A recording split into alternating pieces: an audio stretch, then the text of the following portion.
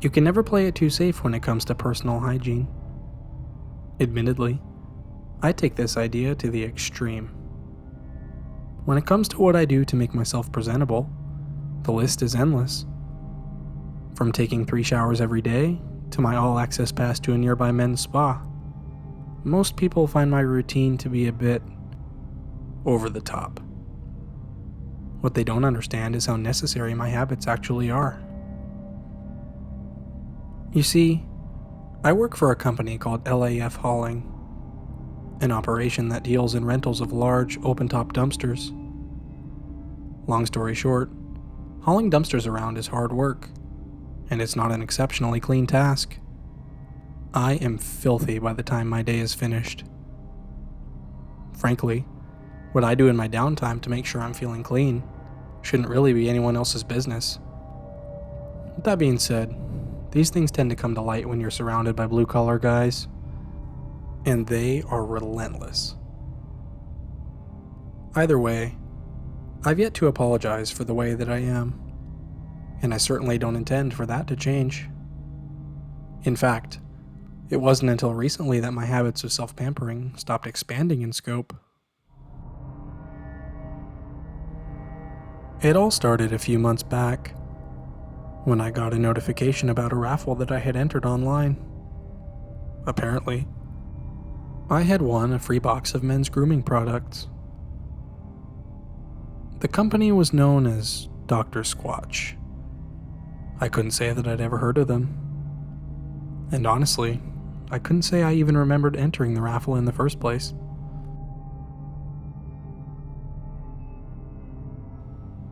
I thought about it for a couple minutes, but eventually I just shook it off. How could I decline something like this? It was right up my alley, after all. With a few clicks of the mouse, my prize had been accepted. Just after clicking the confirmation button, I was surprised to hear a few knocks at the door. Moving over to the entrance of my home, the surprises continued as I found a box waiting for me on the other side of the barrier. Tearing into the cardboard, I found that the package contained 12 different bars of soap, as well as a single bottle of shampoo. Deciding to try out my newfound prizes right away, I reached inside. My plan was to use whichever bar that I grabbed first. When I pulled my hand out, the result shocked me. Deep sea goat's milk? Sounded unique. The next 45 minutes of my life were pure ecstasy. I had taken the best shower I had ever experienced, and that was saying something. Lathering my body with the soap was nothing short of euphoric, and I had used up the entirety of the bar before concluding the shower at all. My skin felt absolutely amazing. So much so that I vowed never to use another brand of soap ever again. Only about 45 minutes had gone by before I began craving a shower once more. Failing to fight off the urge, there was a skip in my step as I bounded towards the box of soap.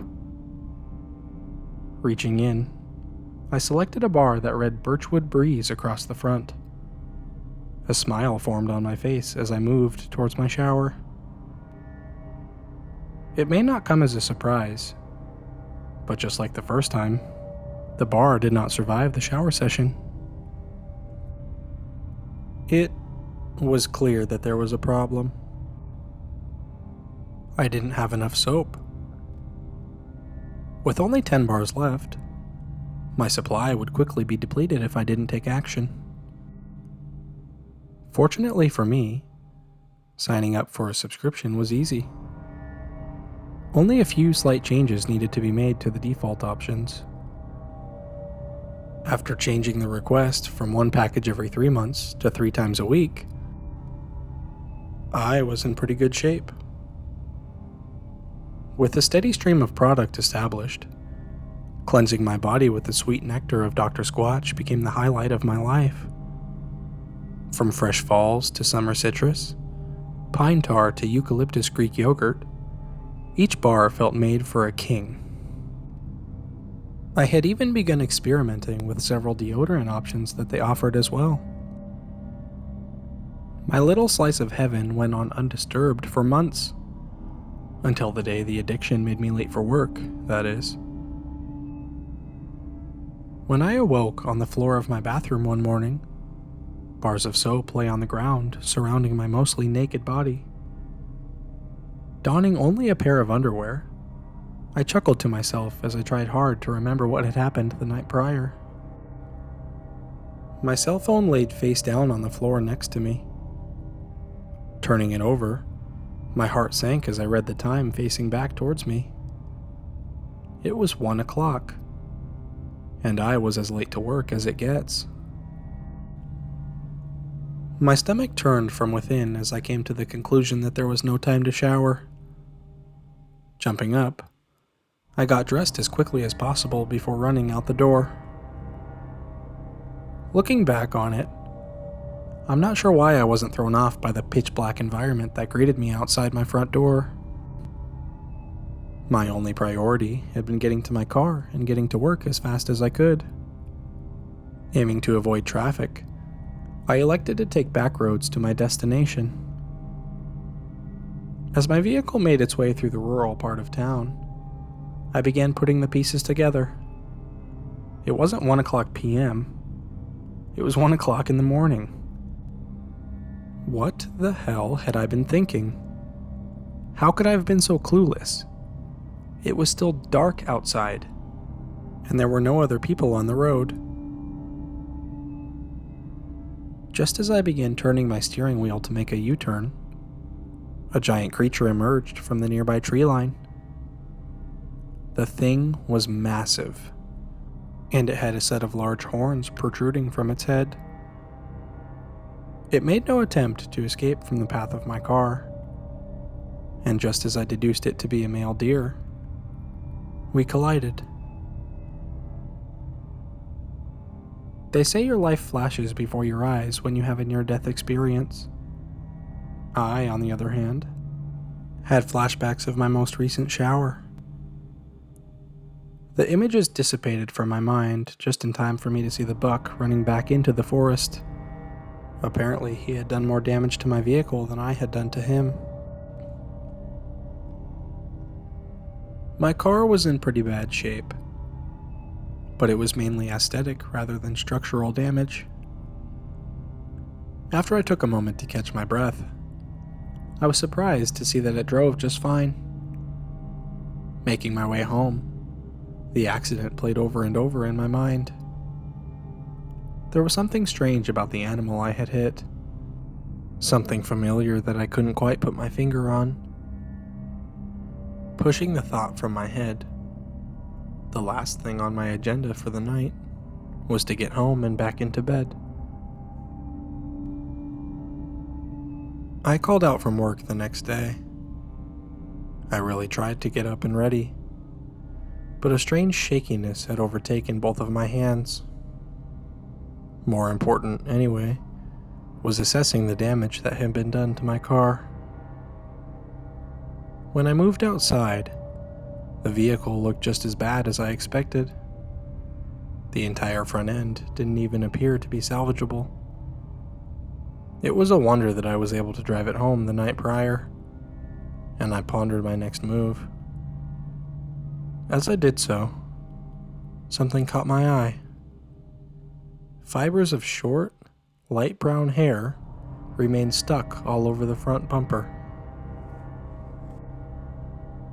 I'm not exactly sure how to justify what I did next. There's really no way to explain what made me do it. I picked up one of the hairs and smelled it. My eyes went wide as euphoria filled me from head to toe. The scent was a familiar one. Deep sea goat's milk? How could it be? The deer I had hit smelled like a bar of Dr. Squatch soap. I tried to explain it away.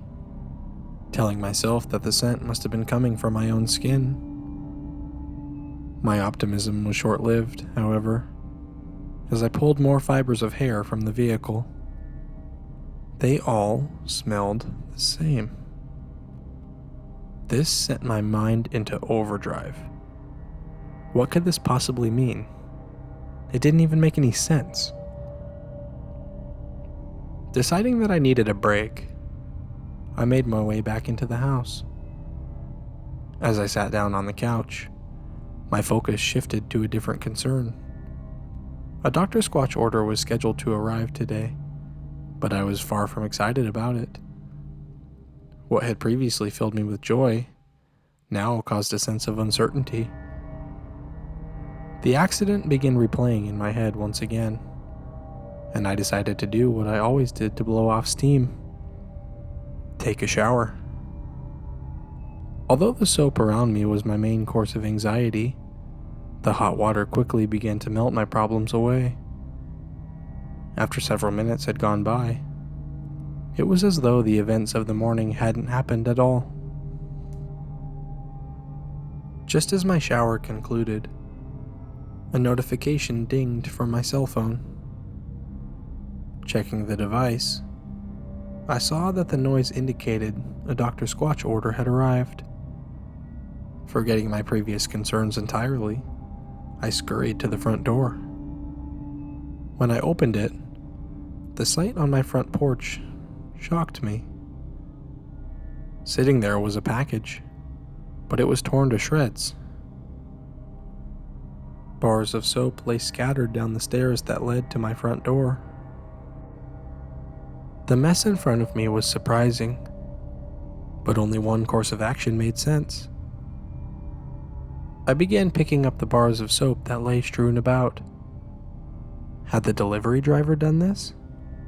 How would that make any sense?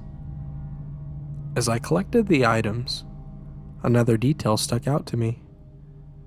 There were only 8 bars, rather than 12, and the shampoo bottle was missing altogether. Needless to say, this was unacceptable to me. Storming back inside, I was on the phone with the customer service line in a matter of minutes. No matter how much I protested, the results were far from favorable. The woman on the other end of the phone assured me that all the product had been shipped. Eventually, I gave up on the matter, and I hung up the phone as the woman was in the middle of a sentence.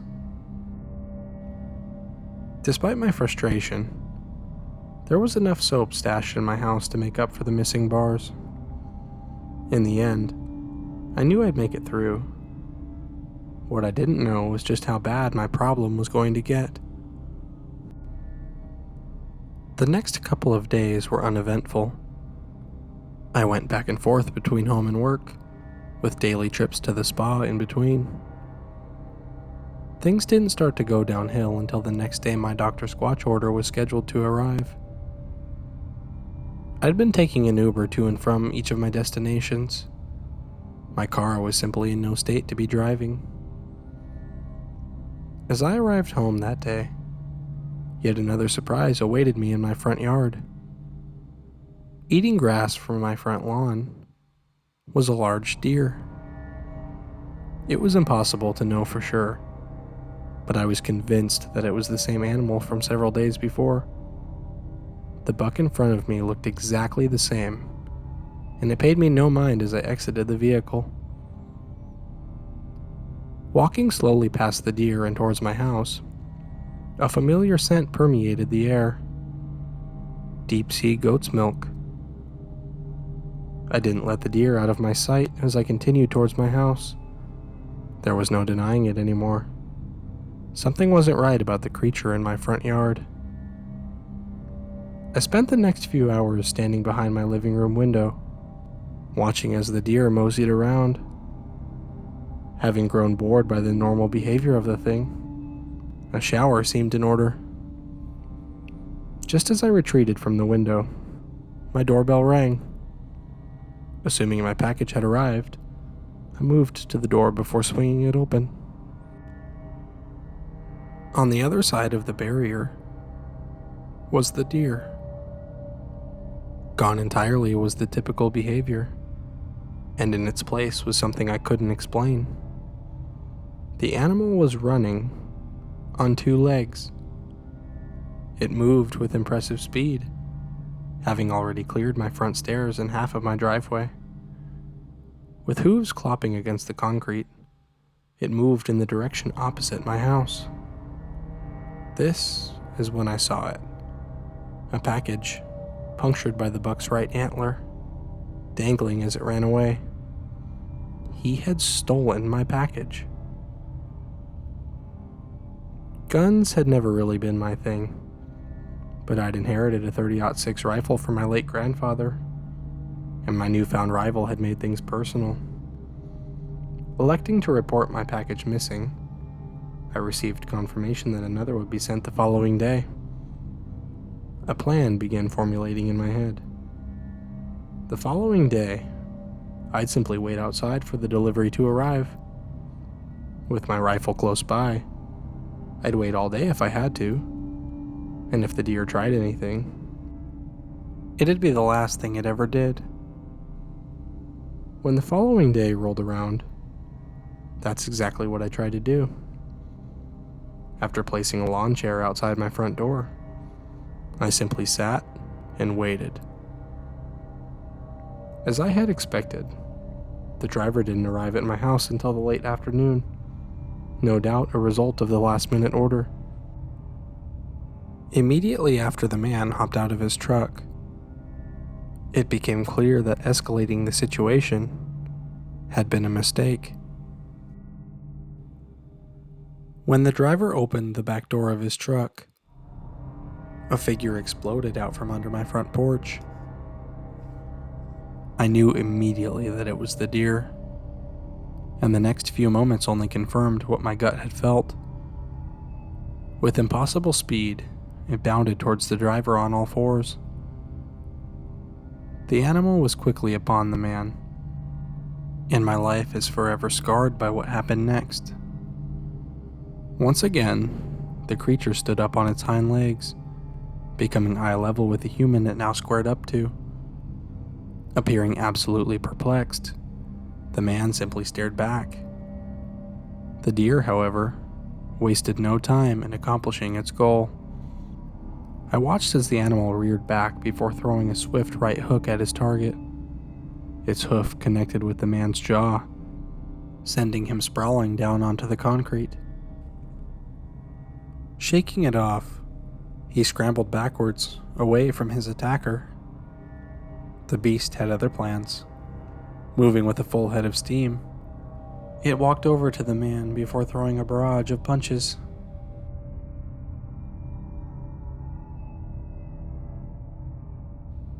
The driver was a mess. He laid in a heap, bruised and bloodied. Still, the monster wasn't finished with him. Falling back down onto all fours, it charged him. Thrusting its antlers through the chest and neck of his broken body, a weak gurgling sound was all he had left to give, and silence quickly fell over the area. Pulling its antlers from the now deceased body, the monster returned to an upright stance before calmly approaching the truck. Disappearing inside, the thing looked for its prize. Several moments later, it emerged with a cardboard box gripped between its front two hooves. Glancing up at me, it locked its eyes onto mine before turning and sprinting out of sight. I know what you're probably thinking. Why didn't I shoot it? The answer? I don't know. As I watched the thing murder a man en route to a box of soap, I couldn't help but see myself in it. After all, we were both in the same boat, driven to obsession by the amazing product we'd both discovered. With this in mind, a new plan began to take root. The creature was clearly a formidable foe, and I began to think that the old saying, if you can't beat 'em, join 'em, didn't sound so bad. The surprises continued the following morning. As I peered out through my front window, I saw nothing. The truck and human remains that had been there yesterday were gone. Unsure what to make of the situation, I continued pondering what my next steps were. I believed that the deer was only keeping me around because my orders were sustaining its stream of deliveries. Without me, the deliveries would stop coming, and the creature knew it. This belief was the baseline for my next plan. Logging on to the Dr. Squatch website, I increased my order from 1 box to 2.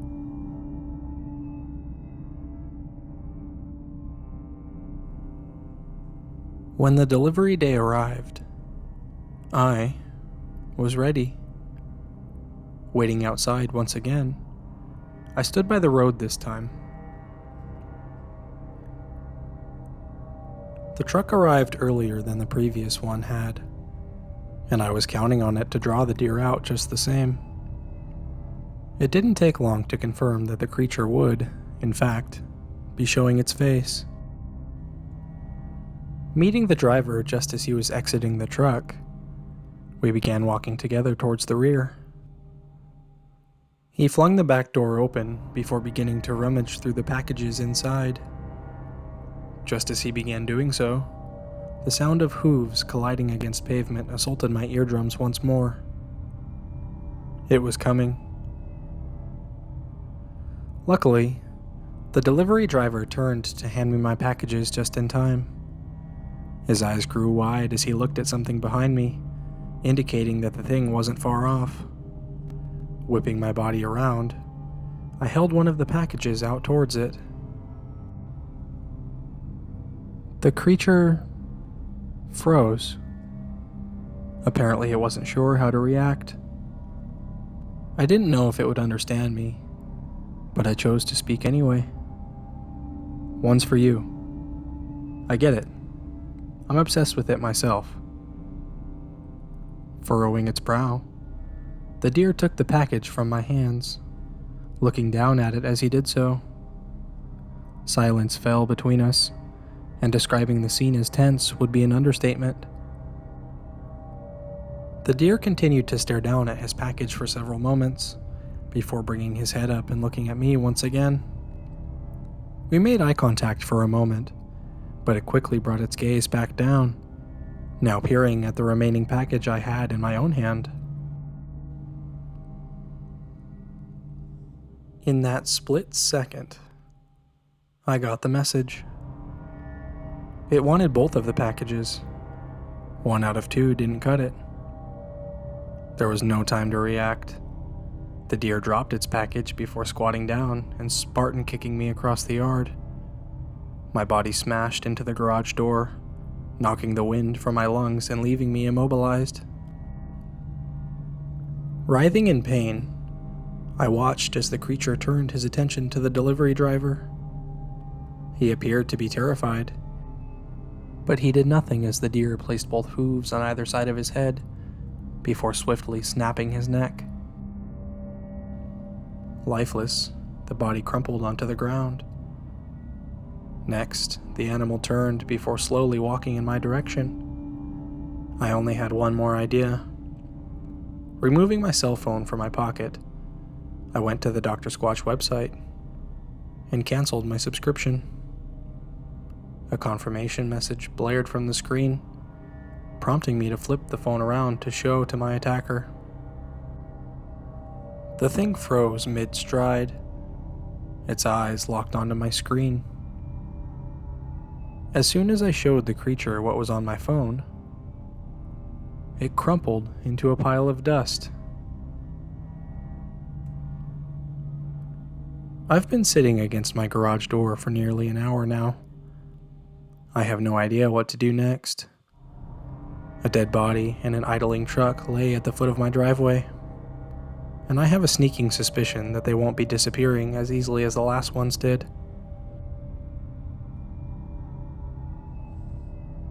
I'm not exactly sure what my warning to you should be. For now, just keep in mind, deleting subscriptions can save you more than money.